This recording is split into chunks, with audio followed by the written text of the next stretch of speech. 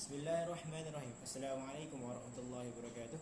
Nama saya Muhammad Fawaz Wafi bin Said Al-Atas dan tajuk tazkirah saya hari ini adalah Merdeka. Merdeka kebiasaannya akan dikaitkan dengan kata bebas, dan bebas dari segi bahasa adalah bebas melakukan apa sahaja daripada segi mental, fizikal dan lain-lain lagi.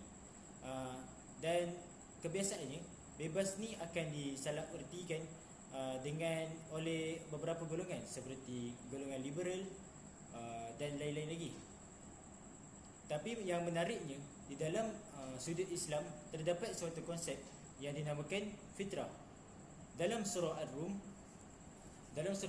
ayat 30, Allah telah berfirman, "Maka hadapkanlah wajahmu dengan lurus kepada agama Islam sesuai fitrah Allah, disebabkan Dia telah menciptakan manusia menurut fitrah." Menurut fitrah itu tidak ada perubahan pada ciptaan Allah, itu agama yang lurus, tetapi kebanyakan manusia tidak mengetahui. Maka apa yang kita dapat kat sini, Islam tu adalah fitrah. Dan umum yang diketahui adalah fitrah adalah naluri asal manusia. Dan bila kita kata seseorang itu merdeka, maksudnya adalah seseorang itu bebas. Seseorang itu bebas melakukan fitrahnya.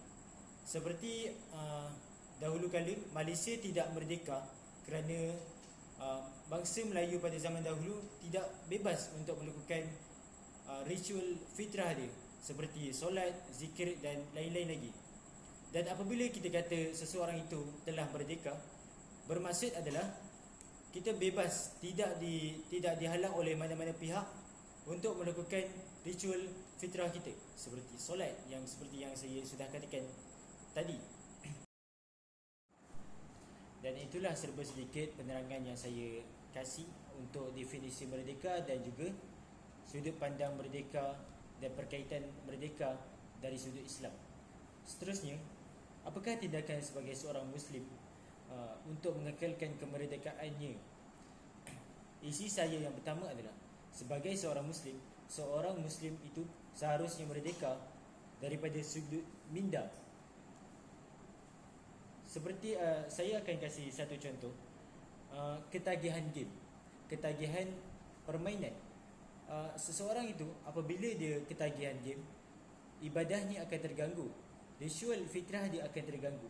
Maka kita lihat di sini, itulah adalah kesan dan akibat apabila seseorang itu tidak merdeka.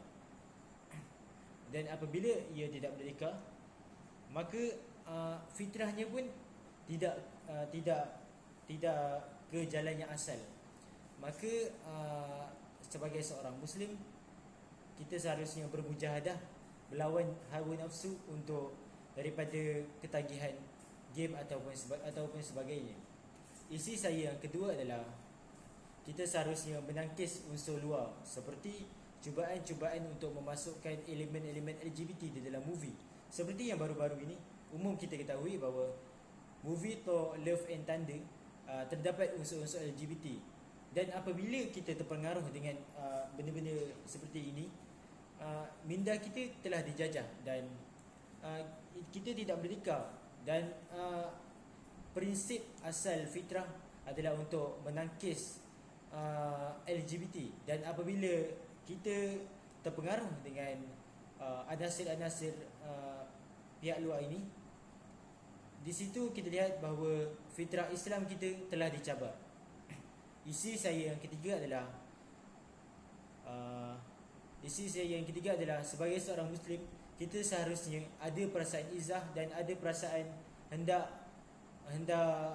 membantu rakan saudara kita yang lain di luar negara. Seperti contoh, di Perancis, umat Islam di Perancis telah diharamkan pemakaian tudung. Maka sebagai seorang Muslim, antara tindakan yang kita boleh buat adalah kita perlu memboikot barangan-barangan daripada Perancis untuk membantu saudara kita yang di luar sana. Dan isi saya yang terakhir adalah, kita sebagai seorang Muslim perlu menjaga kedudukan Islam sebagai agama persekutuan. Kita boleh lihat di laman umum seperti Twitter, terdapat beberapa golongan yang cuba mencabar kedudukan Islam sebagai agama persekutuan. Dan ini jelas-jelas lagi nyata bahawa mereka telah mencabar kita punya kemerdekaan sebagai seorang Muslim. Dan sedemikianlah beberapa isi yang saya boleh huraikan. Akhiri tazkirah ini dengan beberapa kata daripada Rib'i bin Amir kepada Panglima Parsi ketika itu adalah iaitu Rustum. Rib'i bin Amir telah berkata, aku datang ke sini bukannya untuk tanah jajahan ataupun harta, tetapi aku datang ke sini adalah untuk membebaskan perhambaan antara manusia kepada persembahan kepada Tuhan. Dan itulah kata-kata yang saya rasa amat sempurna lah untuk rumusan bagi tazkirah saya kali ini. Wabillahi taufiq wal hidayah. Assalamualaikum warahmatullahi wabarakatuh.